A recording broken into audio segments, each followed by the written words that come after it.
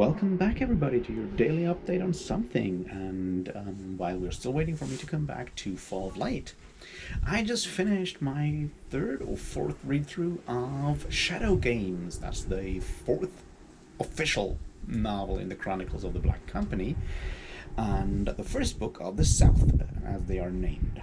So let's have us a bit of a talk about it, shall we? Well, that was disappointing. Anyway, cheers.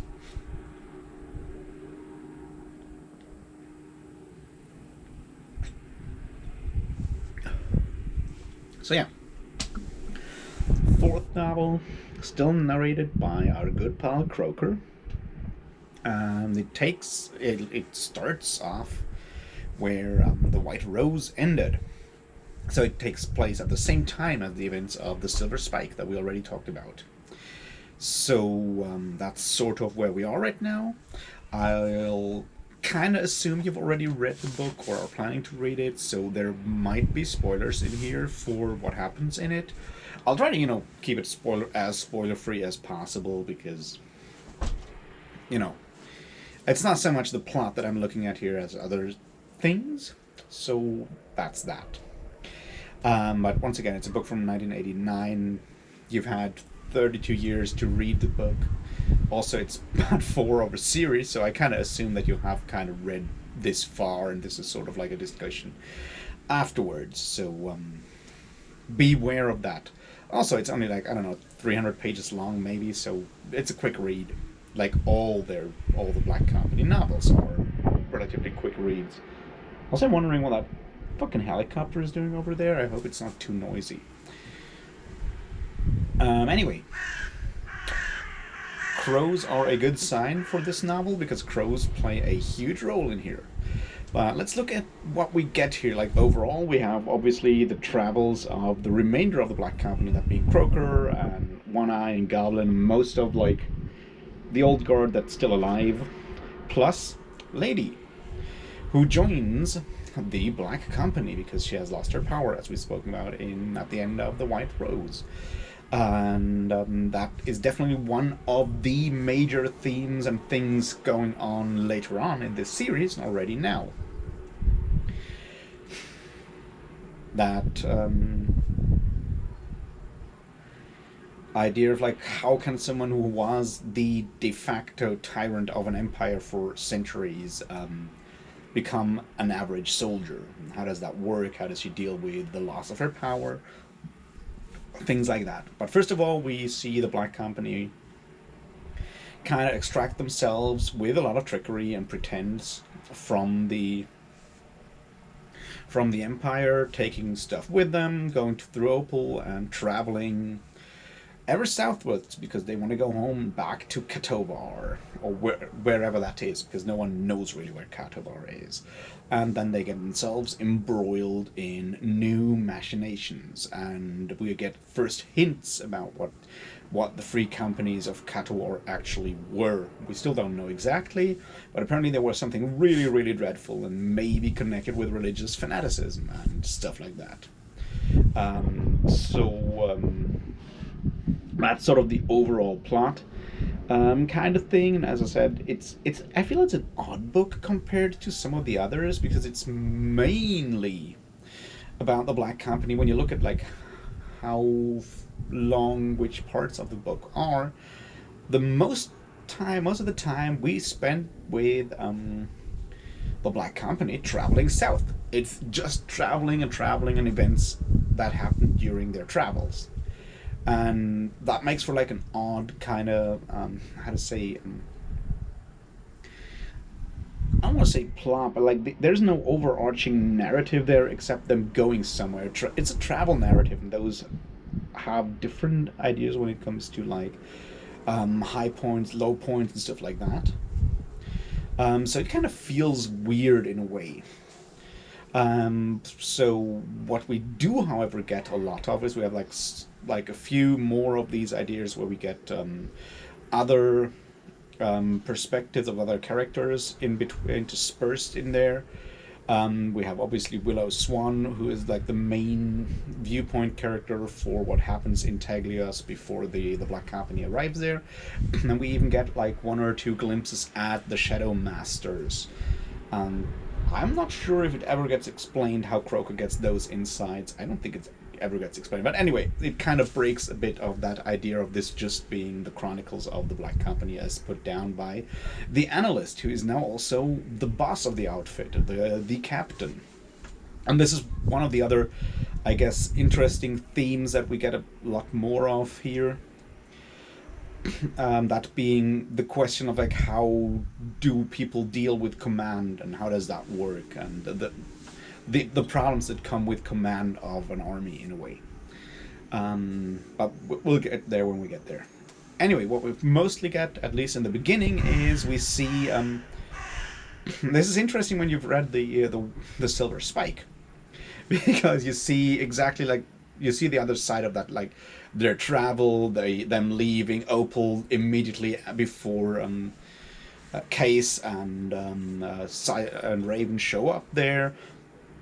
You see Croker leave the Temple of Traveler's Repose like a couple of days before the Limper shows up and burns the place to the ground. You see them even sitting there in like the Humped Hills, like a couple of, I don't know, not even days, like, I don't know, like 1 or 2 days further along than Raven and Case when they get picked up by the Windwell. So we see all of these events like from like a different perspective, which I figure is pretty cool. Knowing both sides in a way, and seeing how close, and I feel that's sort of one of the important points there.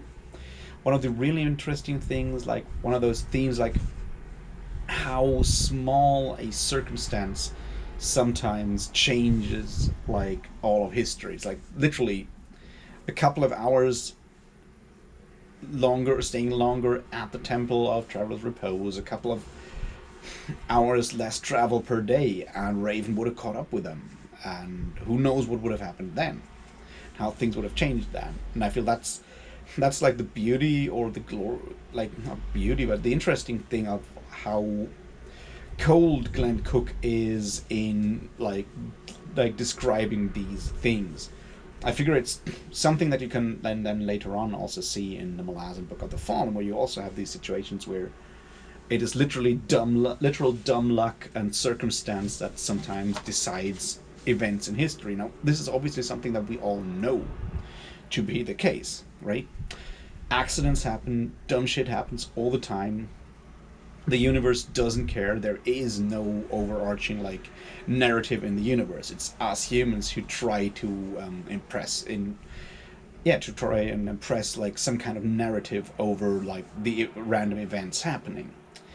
And it is one of the things that we see in fiction, because obviously a lot of fiction is about narratives and like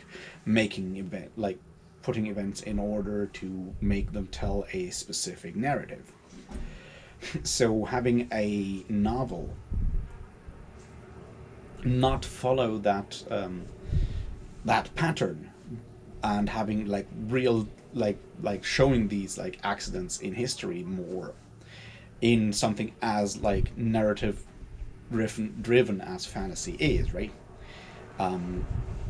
I mean, when you look at the classics of the field, like your Tolkien or whatever, like every single event in Lord of the Rings is there for a purpose and has a purpose in the overarching story, because there is such a thing as fate happening in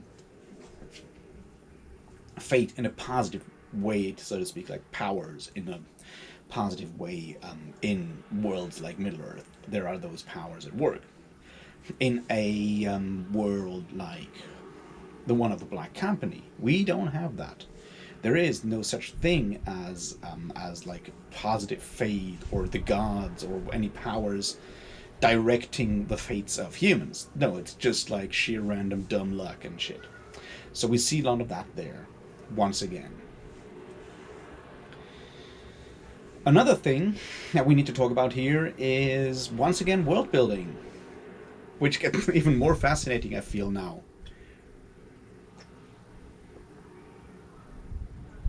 What do I mean? First of all, we once again don't have maps. which kind of makes sense. And even Croker is complaining that he doesn't get like any proper maps, so they just like follow like word of mouth and just go more or less south and figure out the lay of the land around them whenever they come somewhere. Which once again fits in with Glen Cook's way of presenting his world building and presenting his world in like very small bites and through the perspective of the foreigner, in this case Croker, and the Black Company once they reach countries that no one of them has ever been to, once they cross that jungle where One Eye is from. So we have that part in there, and this is an interesting. This is where what we also need to talk about is yes, this is like 1989, and we've like definitely seen some like in fantasy. Obviously, we've seen parts that are not just medieval Europe.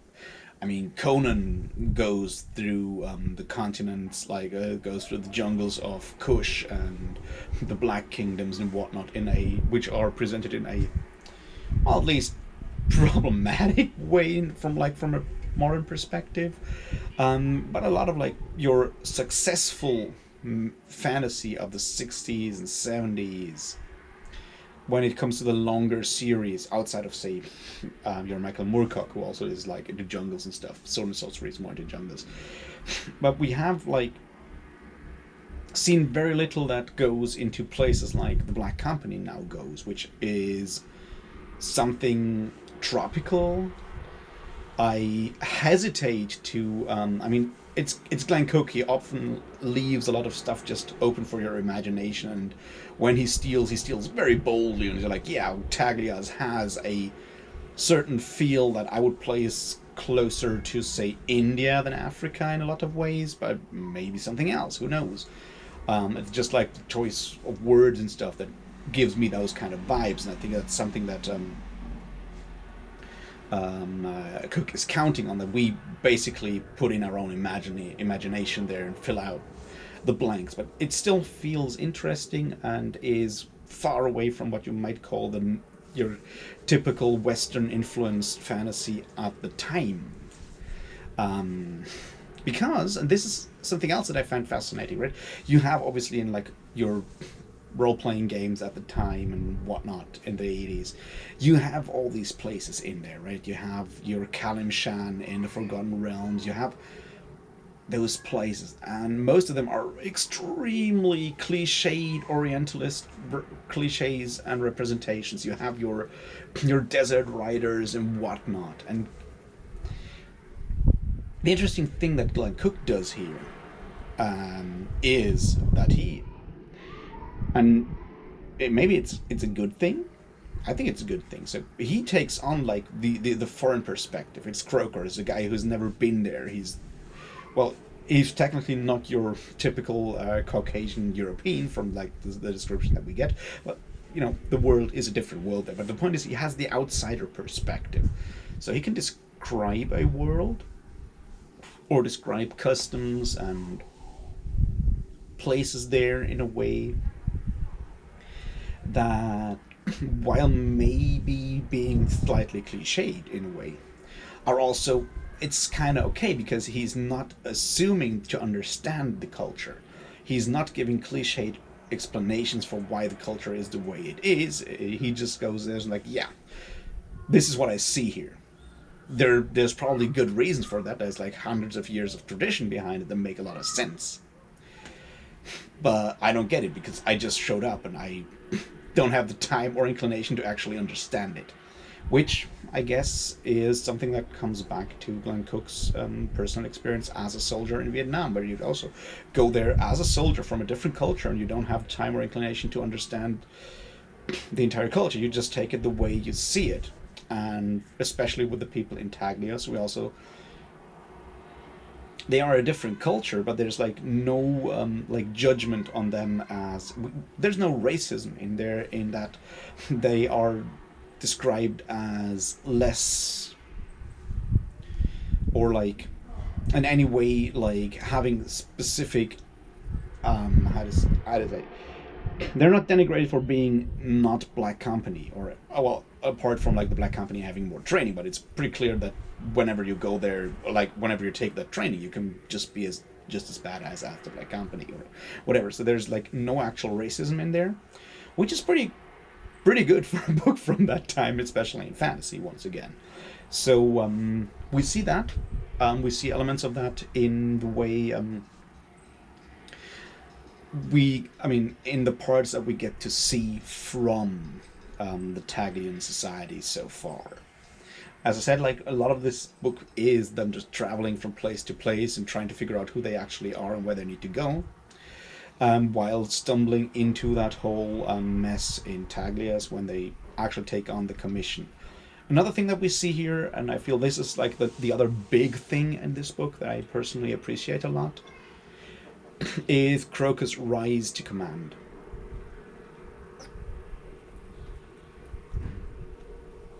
Why does it work so well? I think from what I'm seeing, like the way I see it, it works so well because Croker has always had that wry, dry style of telling his tale, and his, a lot of like cynicism in there, a lot of wry humor, him not having the highest opinion of himself and whatnot. And we just see his doubts once he actually ends up in command of the Black Company, when he tries to figure out how to actually plan military operations and stuff like that. He turns out to be really good at it because he's been a soldier for like most of his life. But the way we see him having doubts, fearing that things go awry, and trying to grapple with the fact that he has to make decisions that get other people killed, apart from unlike beforehand when he was just some guy doing out for himself, suddenly he has to take decisions that he can't change once he made those decisions, and things playing out outside his personal purview, I guess. And that is something that I guess, and we once again see a lot of that in Malazan later on, in the Malazan Book of the Fallen, say in Dust of Dreams, with Gaul and the Burnt Tears and other like generals struggling with the fact that they give commands that get people killed. But in a lot of other fantasy, we don't get that. We have commanders, and they are either good commanders or they're bad commanders, but we mostly see that from the outside. We mostly see them giving orders and being oftentimes described as like very like stupid or arrogant or whatever, because officers in the military are always, not always, but very often in fantasy described as terrible cliches again. So getting that inside perspective of someone who is not used to give commands, trying to come to terms with it, is I feel a valuable contribution to the field of military fantasy and the field of fantasy in general. The other part there that I personally appreciate so much is that, once again, the Black Company they're not the good guys. They're the guys you're with, and they try to be kind of decent, but unlike a lot of military fantasy, military sci-fi that you read, where the army is the good guys, and the army is oftentimes glorified. This is not the case with the Black Company. It's never been the case. Yes, they're good at what they do, but they're not nice guys. A lot of them are assholes, dangerous. And the way they take over Taglias and turn it into like a military dictatorship, well, they don't sugarcoat it. It's like, yeah, we're turning this into a military dictatorship because we need to. It's a lot about necessity, I guess, but in a different way than like necessity. It's non-sugar-coated necessity. It's like, we'll try our best to get this shit done, and it will hurt. And there's no moral argument to be made out of necessity. That's, I guess, the part that I appreciate about it, that it's not that. Now let's look at some of the other things that I like or not like not so much. The fact that like all of the Taken kind of show up again and again is always bothering me. It's like, yeah, I get it, they're hard to kill, but once they've all kind of showed up like a second or a third time, it kind of gets weird, I guess. But, the Black Company doesn't follow like general conventions, narrative conventions of other fantasy books in any way, so I've kind of come to terms with it. I just feel that a some of them like go down super easy now as Shadow Masters in a way, and we'll see where this is going. Books 5 to 9, which we'll talk about in the next couple of days, I suspect. We also have the ongoing weird relationship between Croker and Lady, and that's something that I want to reserve like final judgment or my final thoughts on the matter until we've reached the end of the series. But I feel the way that Cook describes Lady and Croker trying to figure out what they are having there, if there are actual feelings, if they can allow feelings to happen, are like once again a very mature way. I mean, they're both older. I think it's never said how old Croker actually is, but I guess in his 50s to 60s probably. With the Lady, well, I mean, a couple of centuries, but the point is that you approach relationships of any sort in a very different way once you reach a specific age. Unless you're an idiot like me, but that's a different thing. So seeing that described in that way, I feel is very, very well handled in a way, almost tender, the way that they figure out what they are to each other or not, between all the overall bravado and dumb play acting that you get in a military outfit like theirs in the mercenary group. But it feels real in a way that a lot of romance in a lot of fantasy books doesn't really feel real oftentimes. So I very much appreciated that as well. And well, the ending is something of a cliffhanger. Croker taken away by Soulcatcher, Lady somewhere. We'll see where all of this is going in the next one, which is I think Dreams of Steel or Water Sleeps, one of those. I'll figure it out later on when I look at the list. Anyway, I've said it before, the Black Company as a series is an amazing piece of work.